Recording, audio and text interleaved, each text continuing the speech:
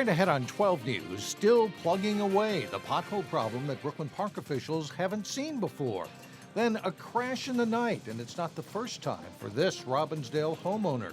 But first, a suspect search that involved the lockdown of a local elementary school. 12 News starts right now.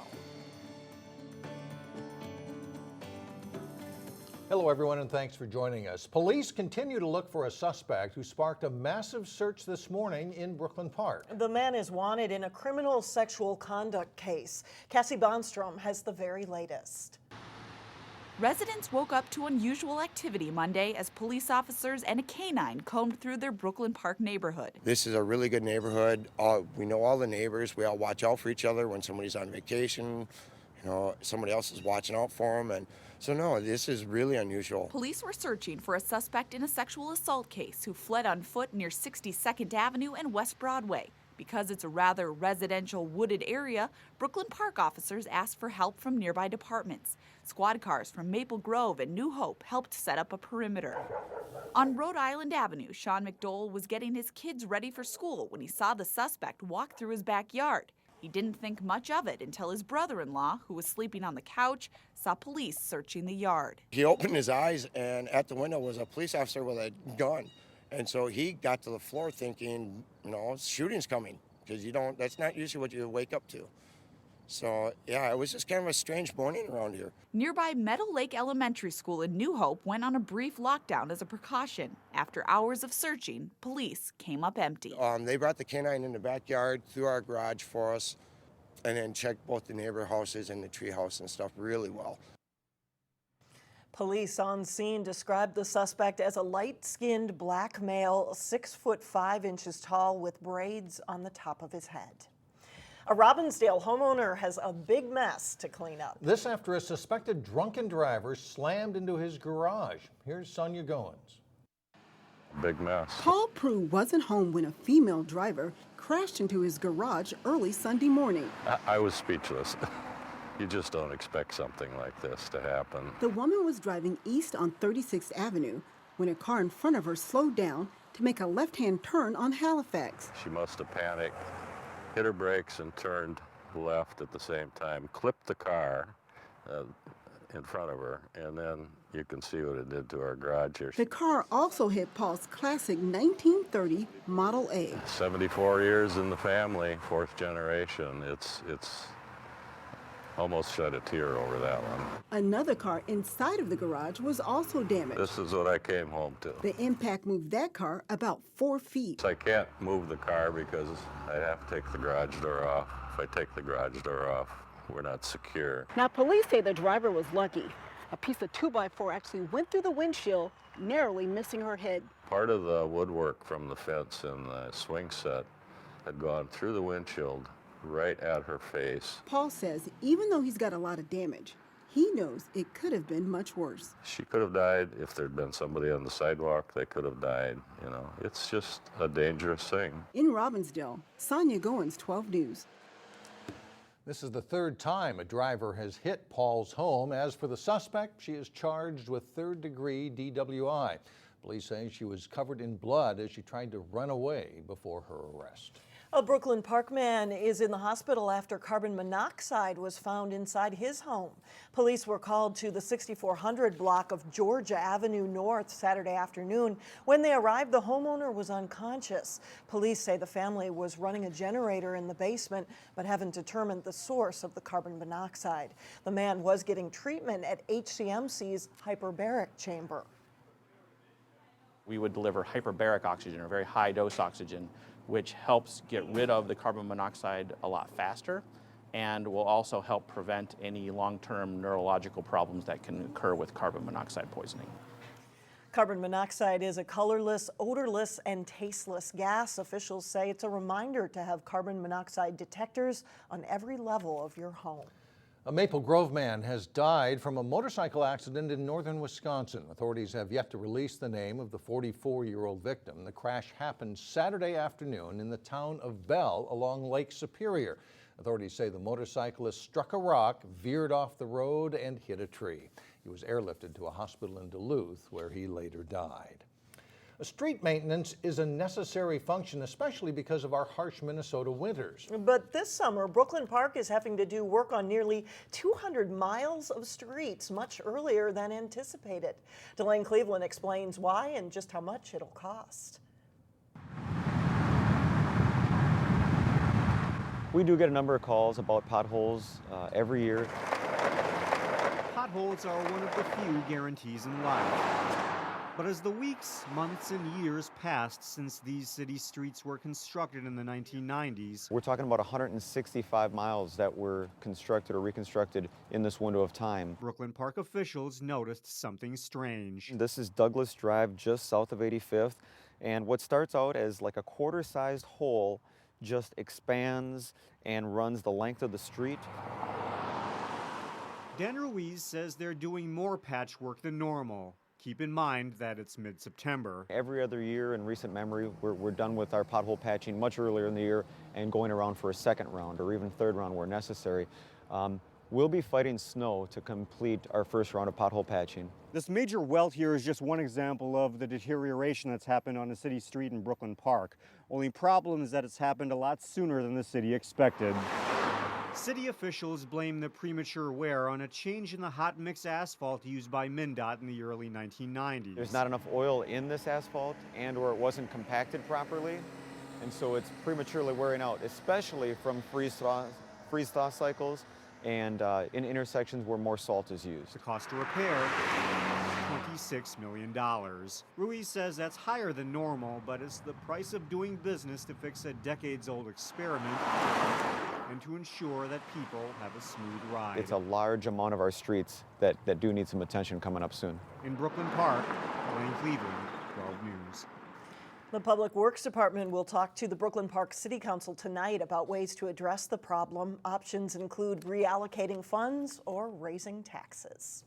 Coming up, an annual artist tradition winds down its final year in Maple Grove. Then later in sports, Cooper scores a big road win in prep football to stay undefeated. But first, a gorgeous, comfortable Tuesday in store with plenty of sun.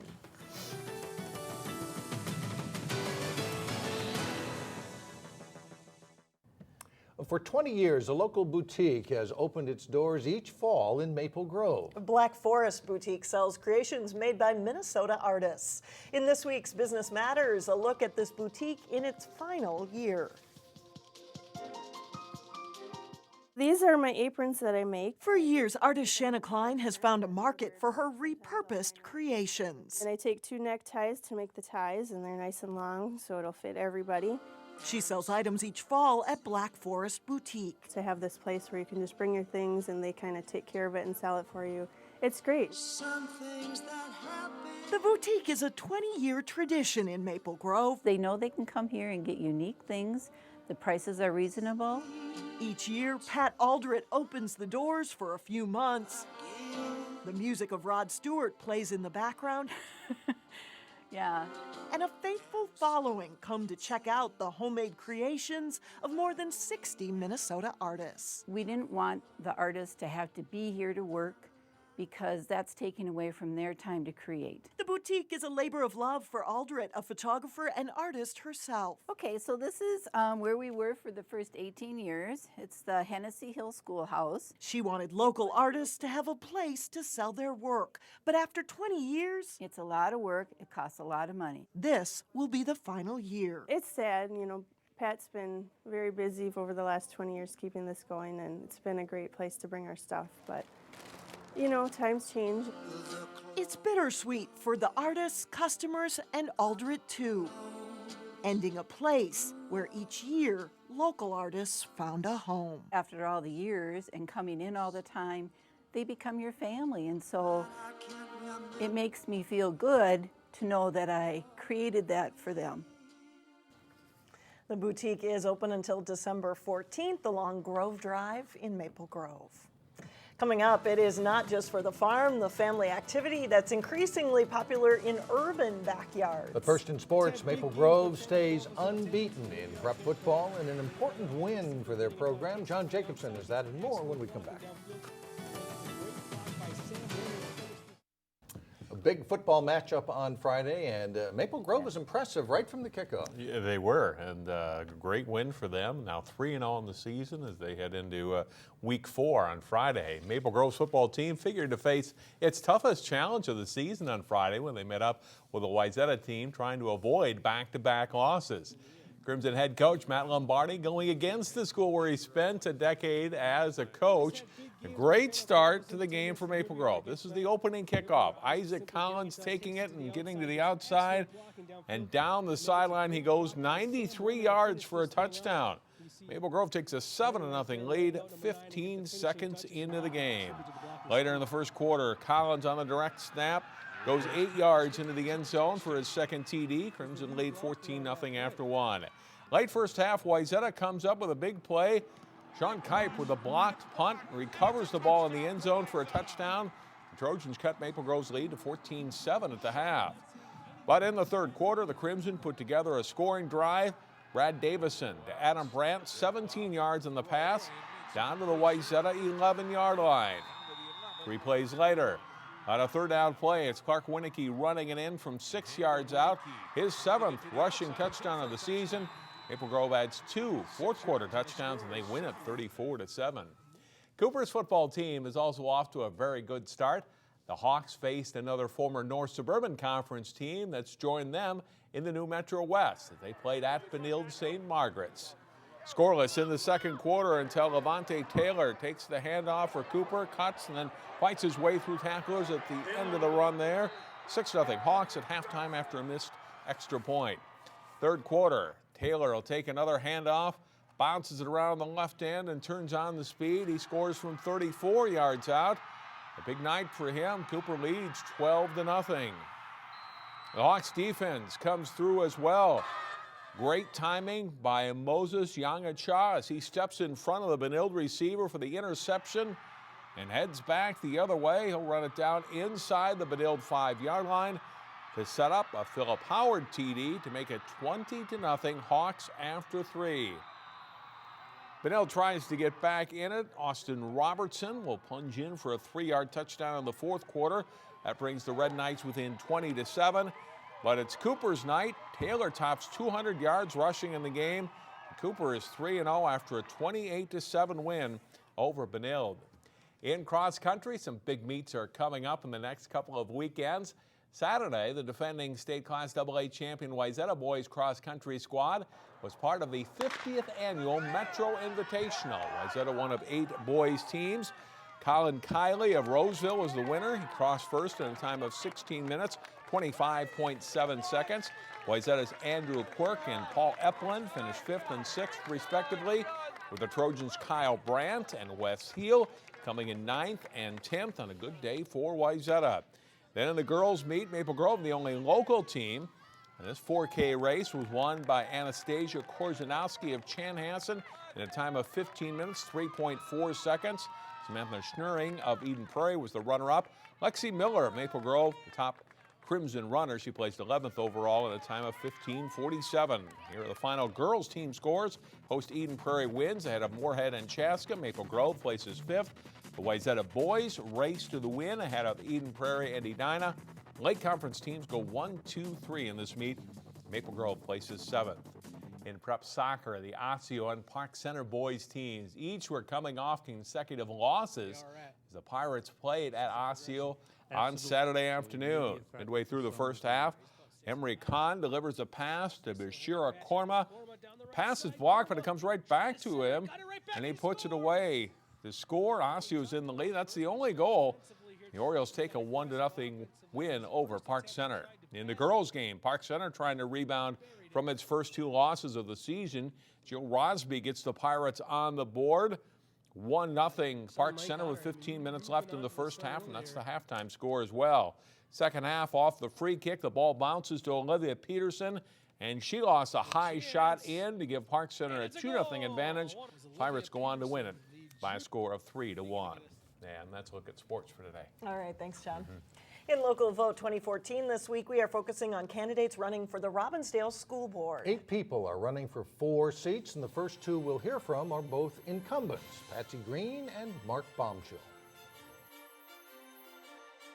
My name is Mark Bomchill. I am seeking re-election for the position of School Board of Robbinsdale Area Schools. I have been so privileged to serve the community for the past 5 years. During my time on the board, I've served on several committees, including the Special Ed Advisory Committee, the Brooklyn Bridge Alliance, which coordinates after-school activities for youth. I've chaired the Community Connect Committee, which has done some wonderful projects, such as outreach to the senior community and an apartment outreach, where we work to get parents and guardians more involved in the students' education. I am a strong advocate for public education while maintaining fiscal responsibility. On Tuesday, November 4th, please vote for Mark Bomchill, a teacher-endorsed candidate for School Board of District 281, Robbinsdale Area Schools. I'm Patsy Green, and I'm asking for your support for re-election to the Robbinsdale School Board because I am committed to providing the highest quality education for all of our students. With our new strategic plan, the Unified District Vision, we are well positioned to focus on all students and their success with strong support from staff, family, and our communities. By re-electing me, I will provide continuity to maintain the vision. In addition, through sound management and oversight, we have achieved greater financial stability recently, and we are better prepared to meet new challenges. I will continue to work to ensure our resources continue to be used where they make the greatest impact, in the classroom.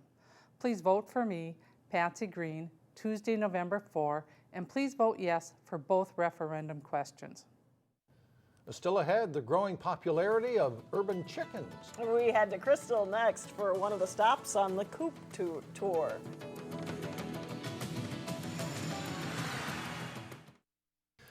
Finally, fresh eggs from the backyard.